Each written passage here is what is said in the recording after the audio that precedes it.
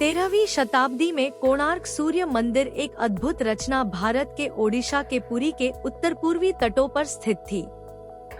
पूर्वी गंगा वंश के प्रसिद्ध राजा नरसिंह देव प्रथम ने 1250 ईस्वी में हिंदू सूर्य मंदिर की स्थापना की थी।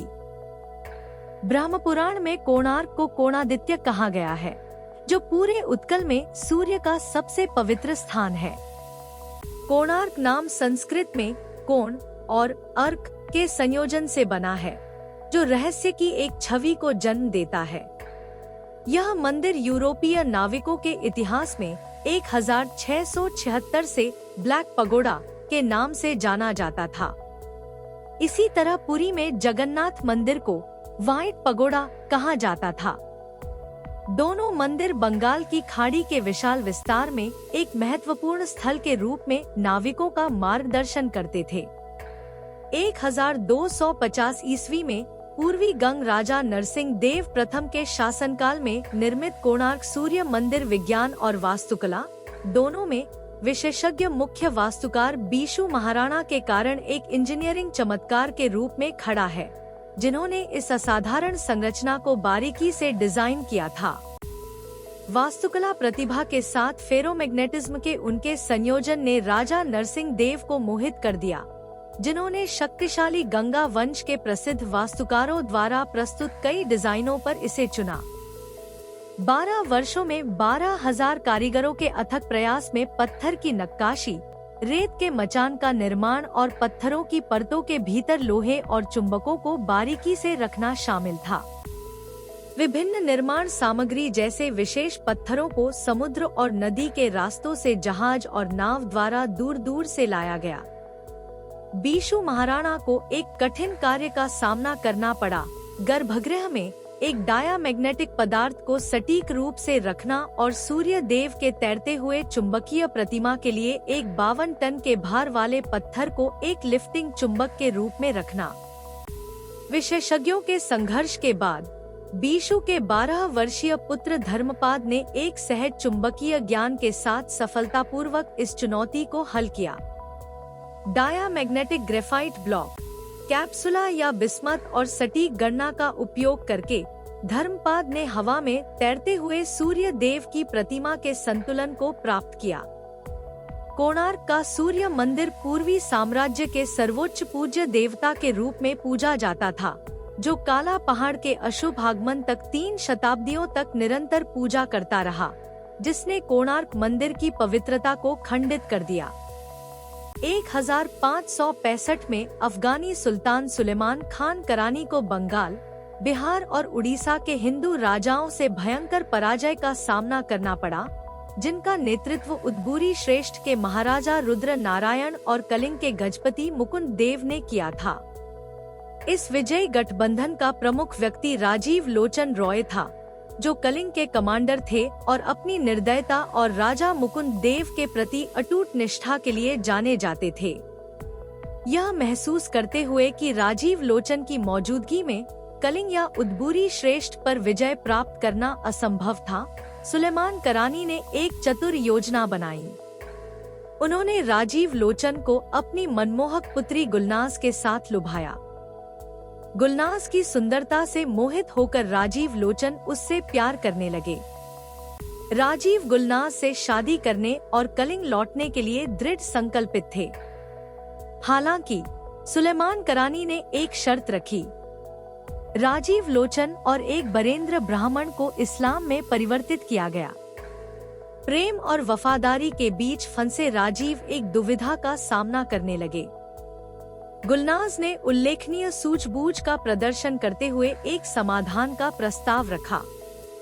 वे एक अस्थायी धर्मांतरण पर सहमत हुए, जिसमें विवाह के बाद हिंदू धर्म में वापस लौटने का पारस्परिक समझौता था। राजीव मोहम्मद फरहमोली बने और एक इस्लामिक समारोह में गुलनाज से शादी की। राजीव लोचन के इस्लाम में परिवर्तित होने और गुलनाज से शादी करने की खबर आग की तरह फैल गई। करानी खुद चाहते थे कि यह खबर फैले। सुल्तान जानते थे कि मुकुंद देव और कट्टर हिंदू कभी भी एक धर्मांतरित व्यक्ति को अपना राजा स्वीकार नहीं करेंगे। जो उन्होंने सोचा था वह सच हो गया। राजा मुकुंद देव ने राजीव लोचन से सभी संबंध तोड़ दिए। हालांकि घटनाओं के एक महत्वपूर्ण मोड़ में राजीव लोचन ने खुद को हिंदू धर्म में पुनः धर्मांतरण करने में असमर्थ पाया। महाराजा मुकुंद देव ने शास्त्रीय निषेधों का हवाला देते हुए पुनः धर्मांतरण की किसी भी संभावना को खारिज कर दिया। राजीव लोचन निश्चल खड़े रहे। उनकी नजर पूरी मंदिर पर टिकी हुई थी और वे दुहक से अभिभूत थे। राजीव लोचन मोहम्मद फरहमोली के रूप में सुलेमान करानी के पास लौटे और उनके मुख्य बनकर क्षेत्र की सभी अफगान सेनाओं का नेतृत्व किया। इस बार वह अब राजीव लोचन या मोहम्मद फरहमोली की पहचान नहीं रखते थे, बल्कि करानी सल्तनत के एक ग्रसित जनरल के रूप में उभरे, जिन्होंने काला पहाड़ का भयावह नाम अपनाया। उन्होंने निर्दयता से उन सभी को मार डाला जिन्हें वह एक बार कलिंग में दोस्त और परिचित कहते थे, राजा, रानी, मंत्री, शाही अंगरक्षक और पुजारी। बिना किसी हिचकिचाहट के उन्होंने कलिंग में हर मंदिर को ध्वस्त करना शुरू कर दिया। पूरी मंदिर उनके प्रतिशोध का शिकार बना, जब काला पहाड़ ने इसे निर्मम क्रोध के साथ तोड़ दिया। यहाँ तक कि गर्भगृह की प्रतिमा को भी नहीं बख्शा गया। काला पहाड़ एक भयानक राक्षस में बदल गए, अपने नए धर्म के प्रति अटूट वफादारी दिखाते हुए। कोणार्क के पूज्य मंदिर के गर्भगृह के भीतर काला पहाड़ अपने समय के सबसे पूज्य प्रतिमा के बीच खड़े थे।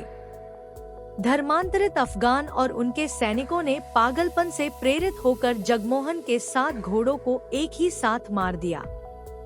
नृत्य मंडप की छत को जबरन नीचे खींच लिया गया और शेरों और हाथियों की मूर्तियों को निर्दयता से टुकड़ों में तोड़ दिया गया। एक समय में शानदार मंदिर परिसर अब खंडहर में तब्दील हो गया। सूर्य देव की प्रतिमा को उठाने में धर्मपात की उपलब्धि के महत्व को समझते हुए काला पहाड़ ने कार्रवाई की। उन्होंने ग्रेफाइट ब्लॉकों को टुकड़ों में काट दिया, जिससे प्रतिमा घूमने और गर्भगृह की छत में एम्बेड किए गए एक लोडस्टोन के साथ जोर से टकराने लगी। अब विशाल चुंबक के साथ चिपकी हुई चुंबकीय प्रतिमा के मुकुट पर हीरे की इच्छा रखते हुए, जो आधार से लगभग 200 फीट ऊपर था, उन्होंने आदेश दिया, लोडस्टोन को तोड़ो। उनके लोग गर्भगृह में चढ़ गए और दृढ़ बल के साथ लोडस्टोन को तोड़ दिया। सूर्य देव की प्रतिमा मलबे के साथ फर्श पर गिर पड़ी। सूर्य मंदिर के गर्भगृह का लगभग एक टुकड़ा कुछ शताब्दियों तक खड़ा रहा और अंततः ढह गया। मूर्ति को हटाने के बाद कोणार्क मंदिर में सूर्य पूजा बंद हो गई। समुद्री डाकुओं के हमले के कारण बंदरगाह के बंद होने से शहर के पतन में तेजी आई। एक समय सूर्य पूजा और वाणिज्य का जीवंत केंद्र कोणार्क वर्षों में घने जंगल के आक्रमण का शिकार हो गया। 1779 में एक मराठा साधु ने अरुण कुंभ को पुरी जगन्नाथ मंदिर में स्थानांतरित कर दिया, जो कोणार्क की महिमा के अंतिम अध्याय का प्रतीक था। त्यागा गया मंदिर स्थल एक घना जंगल बन गया, रेत में दफन हो गया, वन्य जीवों का प्रमुख स्थान बन गया और स्थानीय निवासियों को दिन के उजाले में भी डर पैदा करने वाले समुद्री डाकुओं के लिए प्रसिद्ध हो गया।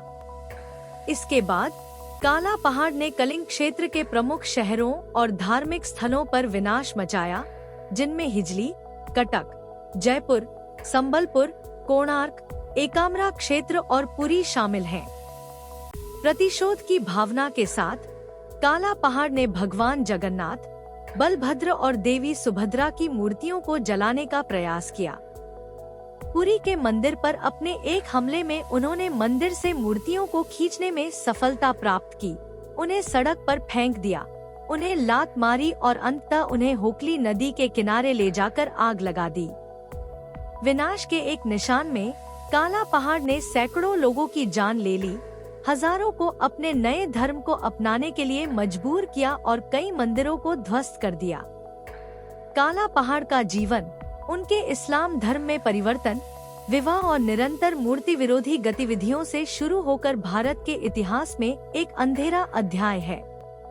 स्वार्थी उद्देश्यों से प्रेरित होकर उन्होंने इस्लाम को अपनाया, केवल बाद में हिंदू धर्म में लौटने की इच्छा रखने के लिए, एक ऐसी इच्छा जिसे उनके द्वारा नकार दिया गया, जो एक समय उनकी पूजा करते थे।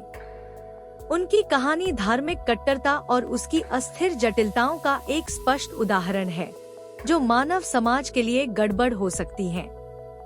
क्रोध में काला पहाड़ ने उस चीज को नष्ट कर दिया जो कभी उनके लिए प्रिय थी, अनजाने में शानदार कोणार्क सूर्य मंदिर में निहित जटिल संकेतों को विकसित करते हुए। अशोक की कहानियों की प्रतिध्वनियों के बीच कलिंग और कोणार्क उन गहन कहानियों के साक्षी हैं, जो उनके इतिहास में अंकित हैं, जो आस्था और विनाश के बीच जटिल नृत्य का एक मार्मिक अनुस्मारक है। इस वीडियो को देखने के लिए बहुत बहुत धन्यवाद। अगर आपको ये पसंद आया हो तो लाइक करें, कमेंट करें, और अगर आपने अभी तक सब्सक्राइब नहीं किया है तो सब्सक्राइब करें।